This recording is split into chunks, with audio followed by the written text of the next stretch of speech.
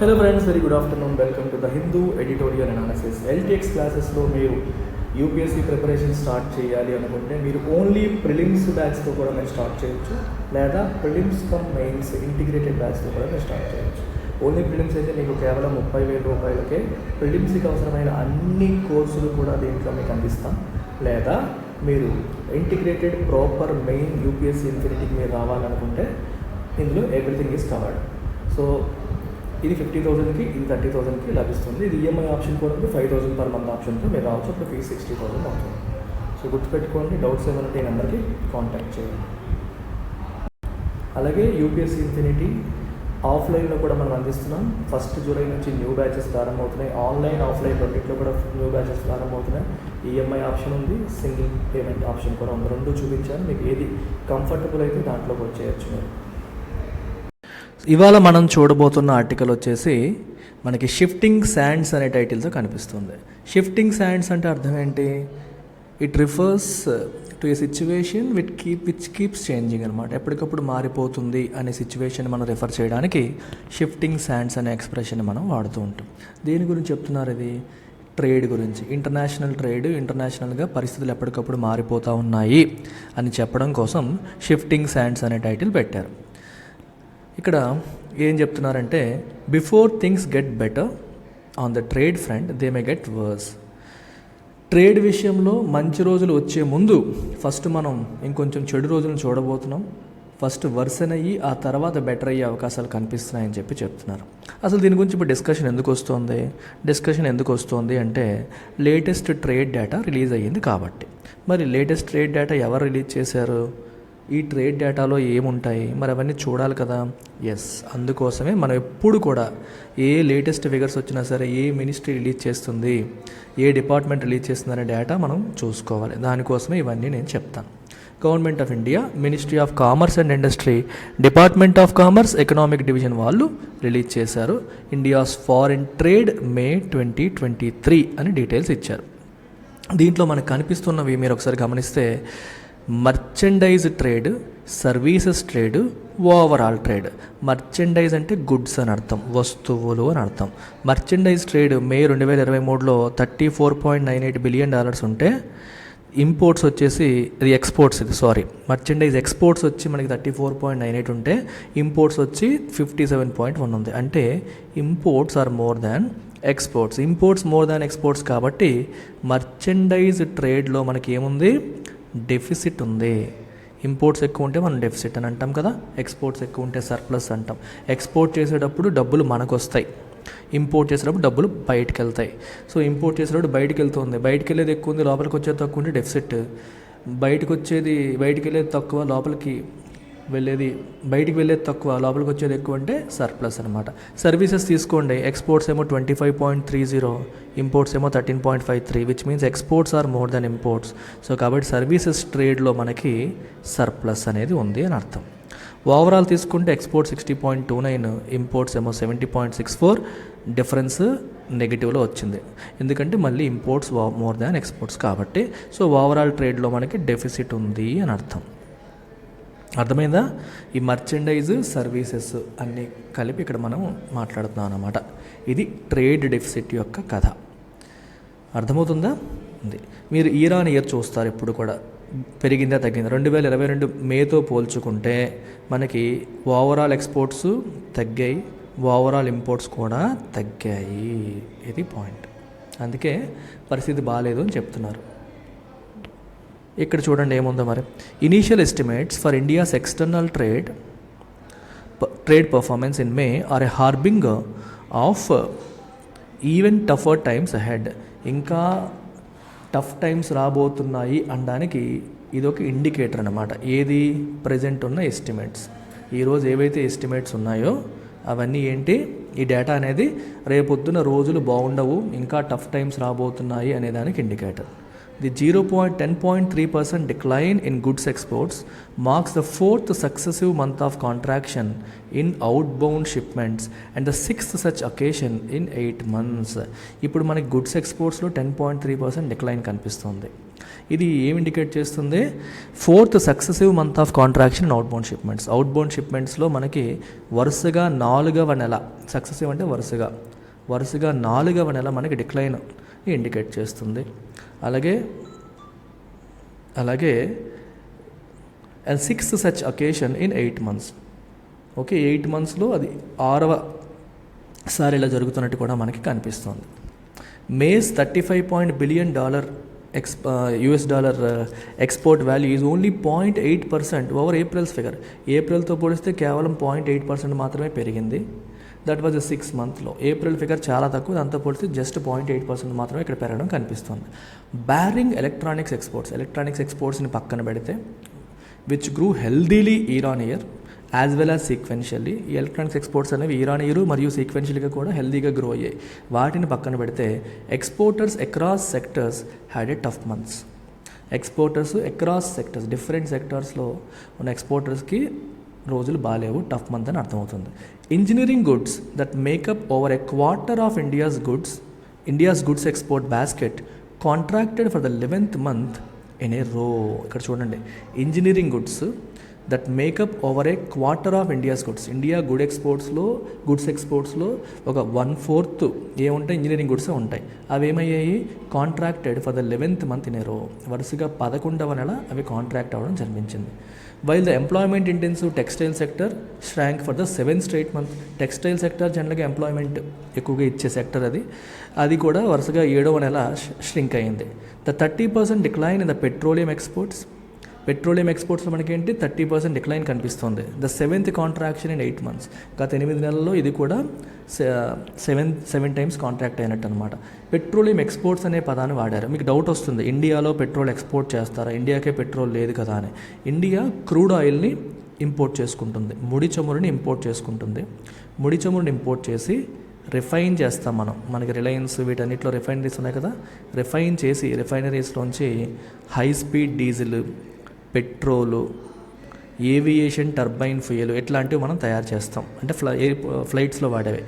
వీటిని domestic consumption పోగా we also export చేస్తూ ఉంటాం. అందుకే క్రూడ్ ఆయిల్ మనకు అవసరమైన దానికంటే ఎక్కువే ఇంపోర్ట్ చేసి దాన్ని మళ్ళీ రిఫైన్ చేసి మనం ఎక్స్పోర్ట్ చేస్తూ ఉంటాం అన్నమాట. అందుకే పెట్రోలియం ఎక్స్పోర్ట్స్ మనకు ఉంటాయి.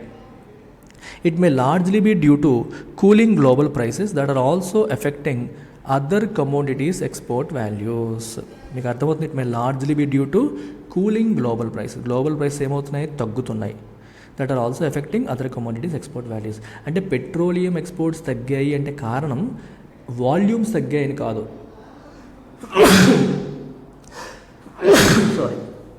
వాల్యూమ్స్ తగ్గాయని అనుకోవడానికి లేదు, వాల్యూ తగ్గడం వల్ల కూడా అవ్వచ్చు.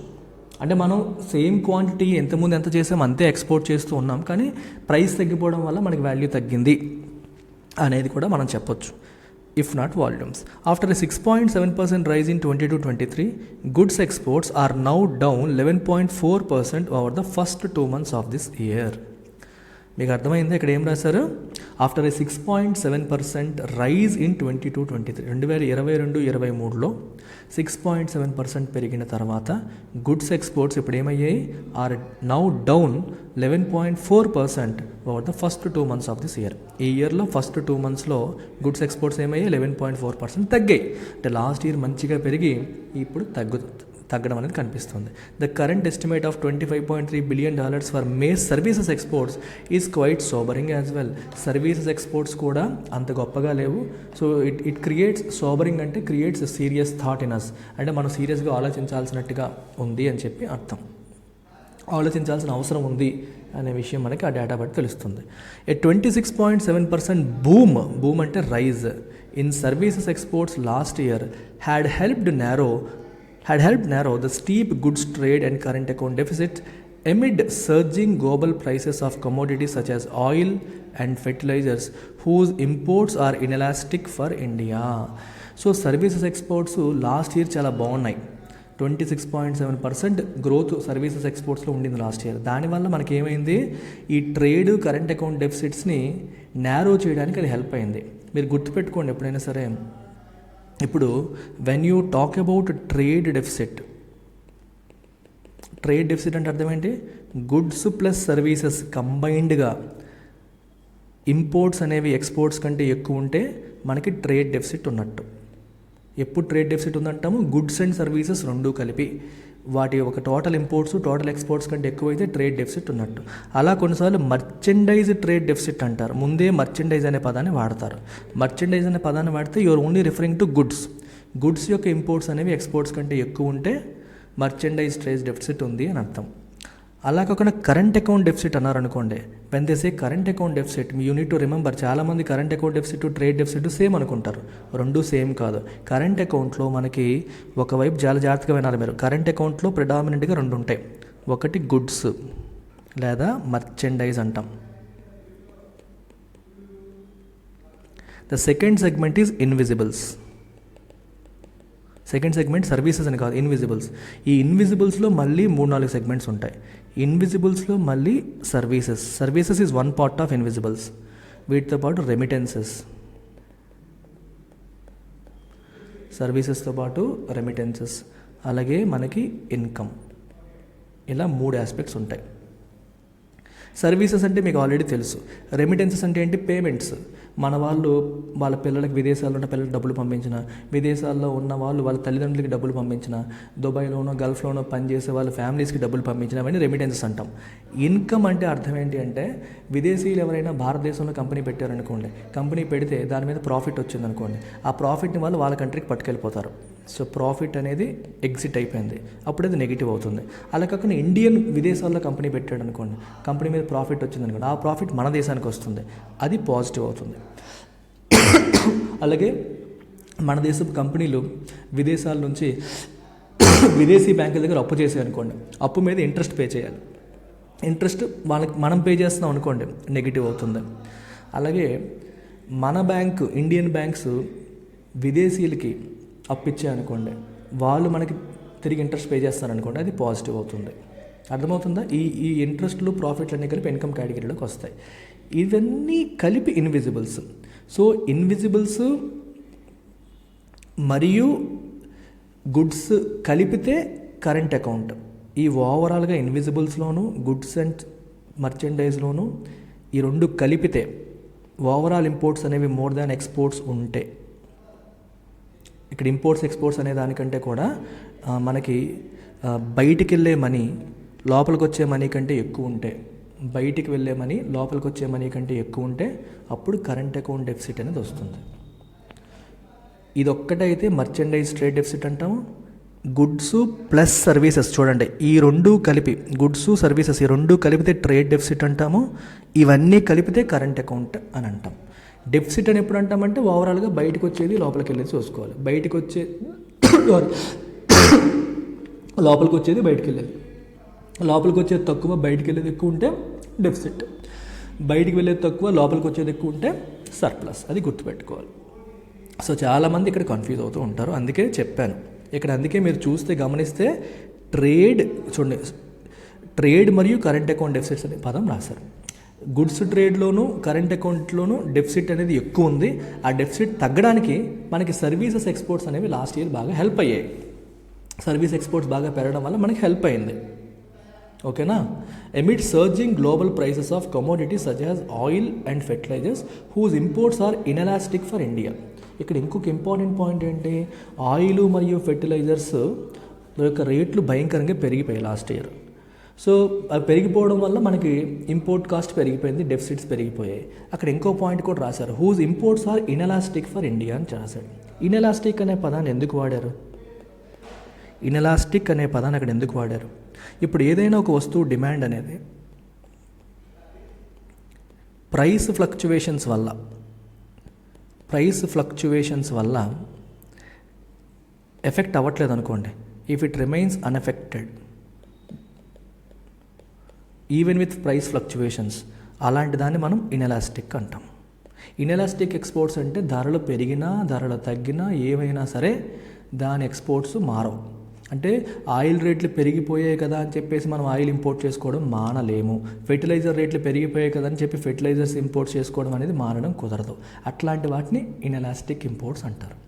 ఇన్ఎలాస్టిక్ డిమాండ్ అంటే a demand which is unaffected by price fluctuations. Elastic demand అంటే ప్రైస్ మారితే, ప్రైస్ పెరిగితే డిమాండ్ తగ్గిపోతుంది. సాధారణంగా మనకి ఉన్న కామన్ సెన్స్ ఏంటి? Price is inversely proportional to demand. Price పెరిగితే డిమాండ్ తగ్గుతుంది, ప్రైస్ తగ్గితే డిమాండ్ పెరుగుతుందని మనకు తెలిసిన పదం. సో ప్రైస్ పెరిగితే డిమాండ్ తగ్గిపోయి ప్రైస్ వల్ల డిమాండ్ ఇంపాక్ట్ అవుతుందంటే అది ఎలాస్టిక్ డిమాండ్. ఇంపాక్ట్ అవ్వట్లేదంటే ఇన్ఎలాస్టిక్. అంటే ఇప్పుడు కొన్ని ఎసెన్షియల్ ఐటమ్స్ ఉంటాయి. ఎసెన్షియల్ ఐటమ్స్ ధరలు పెరిగినా తగ్గినా మనం తప్పదు కొనాల్సిందే. అలాంటి వాటికి ఇన్ఎలాస్టిక్ గుడ్స్ అని అంటాం.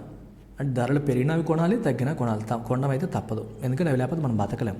అలాగే మన ఇంపోర్ట్స్లో కూడా ఆయిల్, ఫెర్టిలైజర్స్ అనేవి must.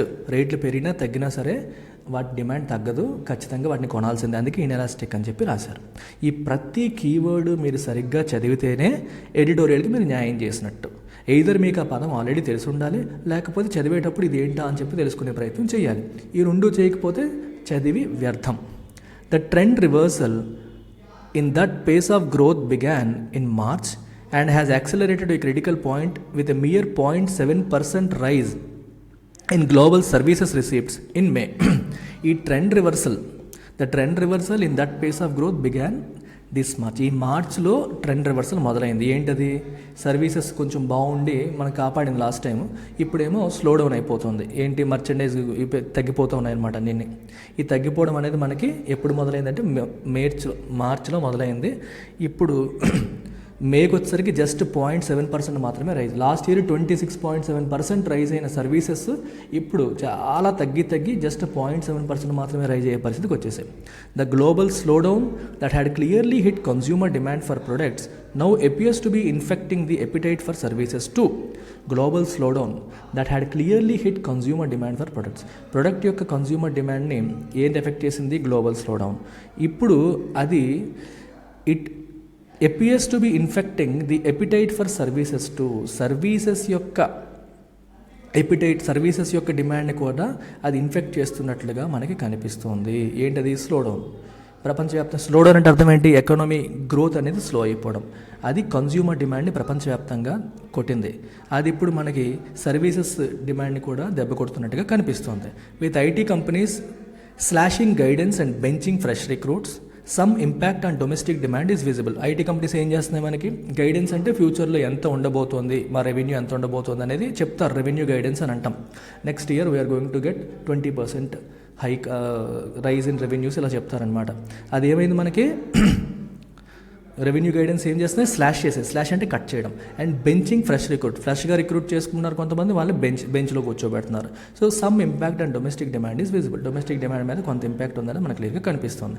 And may intensify in coming months. అది కమింగ్ మంత్స్లో ఇంటెన్సిఫై అవకాశం కూడా ఉంది, అంటే పెరిగిపోయే అవకాశం ఉంది.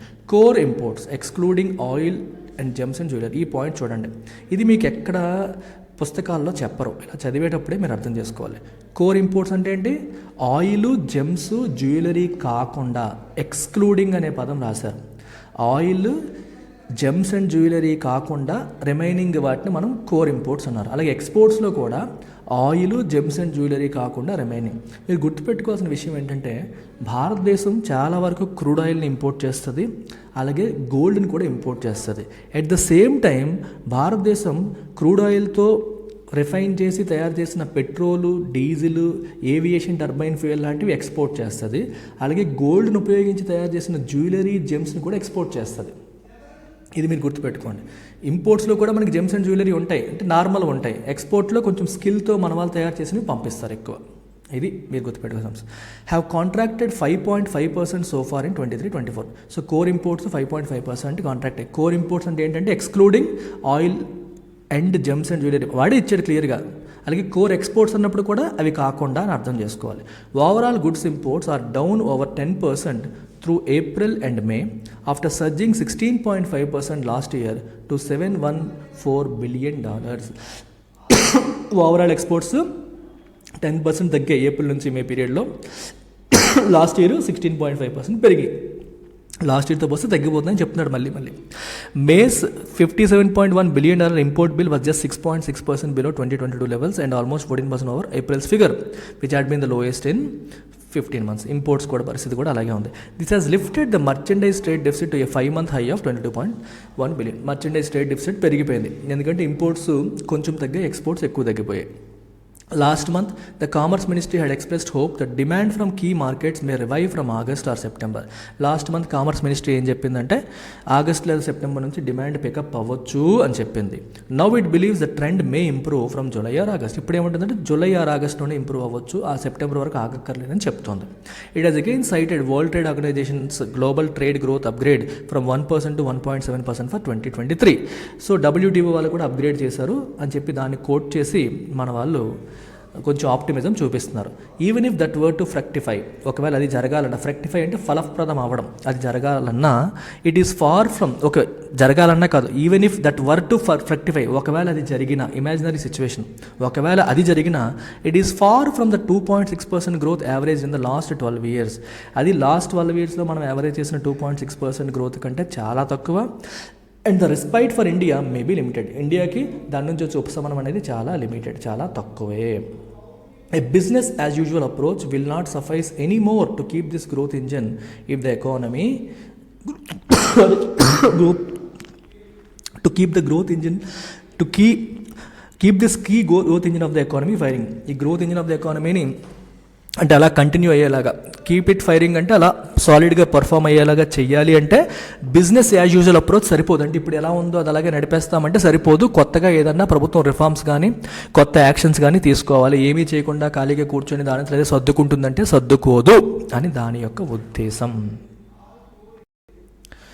ఆప్షనల్స్కి కొత్త బ్యాచెస్ ప్రారంభమయ్యాయమ్మా. రికార్డెడ్, లైవ్ అండ్ రికార్డెడ్ రెండు ఇంట్లో తీసుకోవచ్చు. మీకు PSR, pub ad, sociology, anthro, Telugu literature అన్నీ ఉన్నాయి మన దగ్గర. సో 20,000తోనే మీకు స్టార్ట్ అవుతుంది, అతి తక్కువ ఫీజు అండ్ ఎక్కడా లేనిది మన దగ్గర లైఫ్ టైం వ్యాలిటీ మనం ప్రొవైడ్ చేస్తాం, గుర్తుపెట్టుకోండి.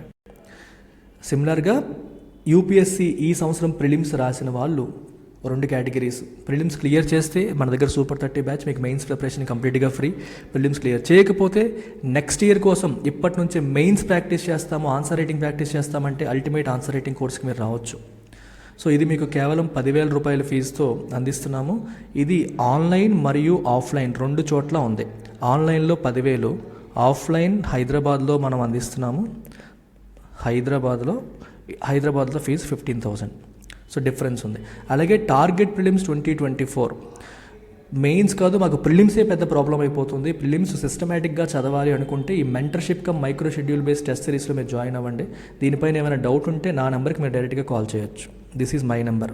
If you want to join this prelims test series cum mentorship programme handled by me, you can call me directly on this number. ఈ పర్పస్ కోసం అయితేనే చేయండి అమ్మా, టైం పాస్ కోసం, వేరే పర్పస్ కోసం నెంబర్ ఇచ్చాను కదని వేరే పర్పస్ కోసం అయితే చేయొద్దు ప్లీజ్. సో ఇది దీని యొక్క ఫీజు, లైఫ్ టైం వ్యాలిటీ ఉంది. Make use of this. Take care, bye.